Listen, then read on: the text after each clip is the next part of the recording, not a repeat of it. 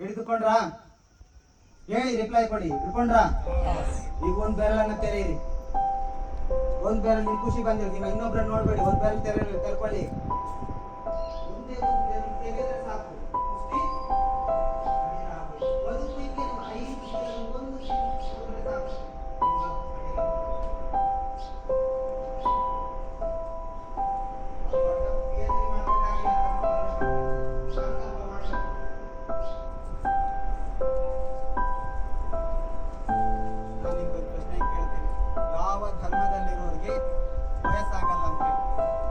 ಜಗತ್ತಿನ ಯಾವ ಧರ್ಮ ಪಾಲನೆ ಮಾಡೋರು 3 ಅಂಶಗಳಿಲ್ಲ ಅಂತಂದ್ರೆ ಹೇಳಿ.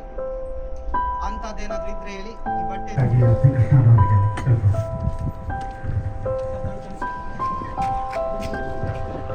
21 ವರ್ಷಗಳ ಕಾಲ ಸತತವಾಗಿ ಅಧ್ಯಯನವನ್ನ ಮಾಡಿ ಅವರು ಈ ಭಾರತದ ಮೂಲ ಧಮ್ಮ ಬುದ್ಧ ಧಮ್ಮ.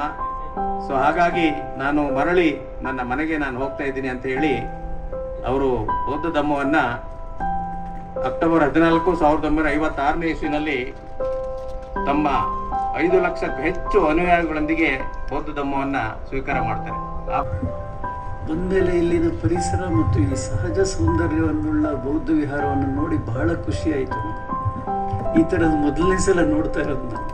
ಇಷ್ಟು ಸಹಜವಾಗಿದೆ ಮತ್ತು ಅಲ್ಲಿಗೆ 1,000 kg ಬುದ್ಧನ ಮೂರ್ತಿಯನ್ನು ತಂದಿಟ್ಟಿದ್ದಾರೆ ಅನ್ನೋದು ನಿಜವಾಗ್ಲೂ ಆಶ್ಚರ್ಯಕರ. ಇದು ನಾನು ಬಂದಿದ್ದು ಸಾರ್ಥಕ ಅನ್ನಿಸ್ತಾ ಇದೆ. ಈ ಜಗದ ಮೊದಲ ಬೆಳಕು